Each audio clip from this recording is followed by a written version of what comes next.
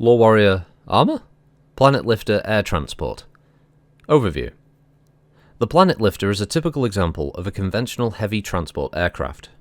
These craft are assigned directly to a planetary garrison commander, allowing him to quickly shift his combat assets from one battlefield to the other. This strategic mobility functions effectively as a force multiplier, allowing a garrison to be spread out for population control and as a counter to small unit raids, but still able to concentrate quickly to blunt major assaults.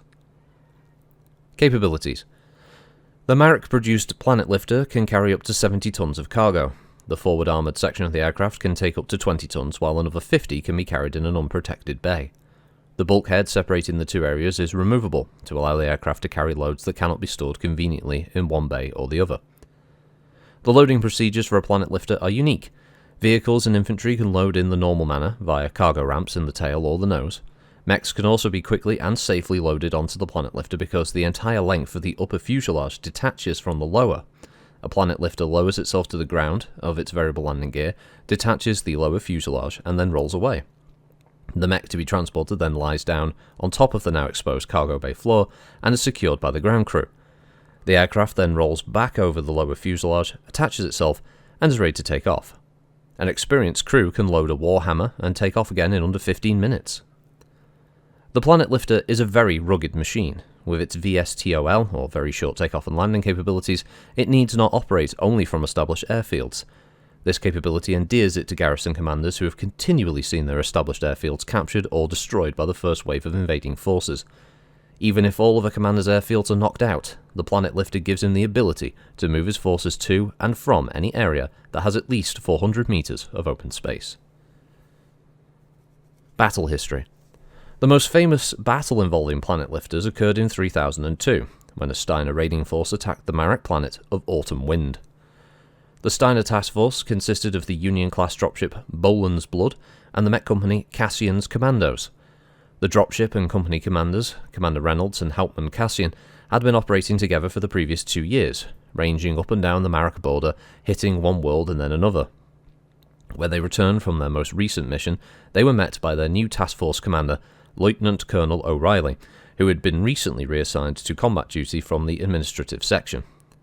Lieutenant O'Reilly explained their new mission, a deep penetration raid into Marek space to hit 3 industrial complexes located on the planet of Autumn Wind. Marek opposition was expected to be light, a few battalions of locally raised militia, 3 Planetlifters, and a regiment of jump infantry that was refitting. Reynolds and Cassian saluted and went to formulate their plan. They'd been used to having a nominal task force commander assigned from the growing pool of hopeful social generals.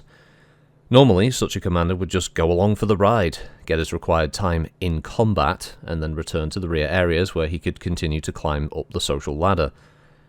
Cassian and Reynolds' battle plan was based on their 2 years of experience. Autumn Wind possessed no space defense force or conventional fighters, so the Blood would land directly on the planet near the first industrial complex. The commandos would disembark and, with fire support from the Blood, destroy the complex. The mech company would then re-embark on the dropship and leave. A suborbital flight would then take the Blood to the next complex, and so on down the line. Much to the Hauptmann's shock, Lieutenant Colonel O'Reilly rejected the plan and laid out his own. Each of the commando lancers would drop from space to land 20 kilometers away from their assigned complexes in order to reorganize themselves after the drop. The lance would then move to destroy the complexes. Afterward, they would rendezvous at a central point for pickup by the dropship. This strategy, O'Reilly explained, would not allow the Marek commander to concentrate his forces in a timely manner, and would allow the dropship to land and give support to any lance that got into trouble. Even though Cassian and Reynolds protested this new plan vigorously, O'Reilly was adamant. When he threatened them with summary court-martial, they just had to relent. Colonel Joseph Yeti was the commander of the 751st Jump Regiment and was assigned temporary control of the military defences of Autumn Wind. When informed of the Steiner force moving toward the planet, he quickly mustered the 751st, loaded them onto Planetlifters, and moved the regiment to an assembly area equidistant from the 4 complexes. When the Steiner drop began, Yeti loaded the 751st and hit the recon lance just as they started to move from their drop zone. The other 3 lancers continued their advance on the complexes, but the local militia slowed them down. The Blood was ordered to land and support the recon lance, but by the time it made planetfall, the lance had been destroyed and its attackers had vanished. Even as the Blood landed, the 751st was hitting the Commando's fire lance. The Blood lifted again to support the stricken lance, but to no avail. They arrived too late. 2 hours later, Cassian's lance had been able to brush aside the defending militia and move to within sight of its assigned complex. At that moment, 2 Planetlifters flew overhead, and 2 battalions of the 751st were floating down toward them. Cassian could take no more.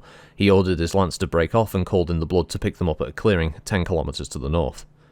Yeti intercepted the signal and sent his final battalion in on the remaining Planetlifter to secure the landing zone.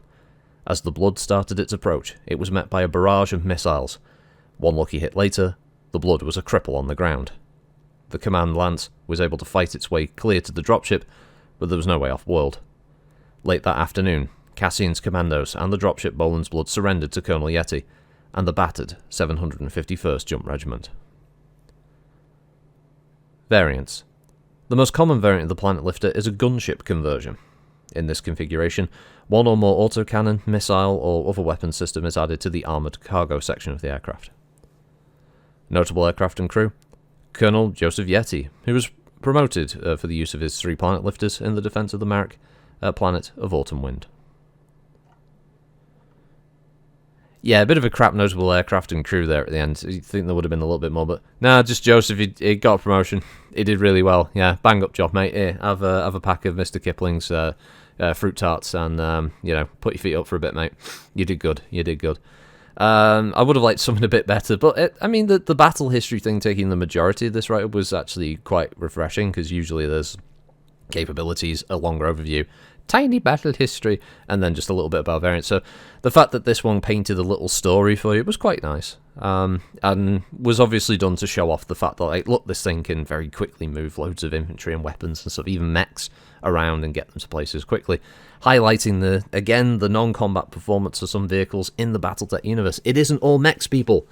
Mechs are good, and they are definitely the selling point of the Battletech universe, but when used correctly, vehicles can really truck them up, as Davros would say.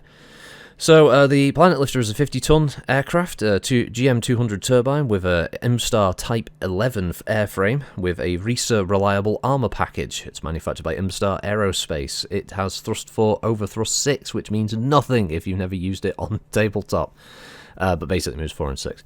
It has 12 armour on the nose, 8 on the cockpit, 4 on each wing, 10 on the fuselage, and 10 on the engine, with no weaponry, aside from what's counted as its cargo bay, which is 20 points. It's not the most exciting looking vehicle in the world, but then again, some of those interesting vehicles and stuff usually aren't. I mean, look at the engineering vehicles. They're an important part. They don't have to look fancy. They just need to do their job well. And yeah, that was good there. Plus, it was also another great story about, Lyrans being Lyrans and not listening to experienced soldiers and deciding to have one of their social generals get everybody killed. So that's fun. Yeah, so the Planetlifter, respect it, or else you will lose entire lances. But thanks for listening, everyone. Have a good one, and we'll catch you next time. Goodbye now. I said goodbye.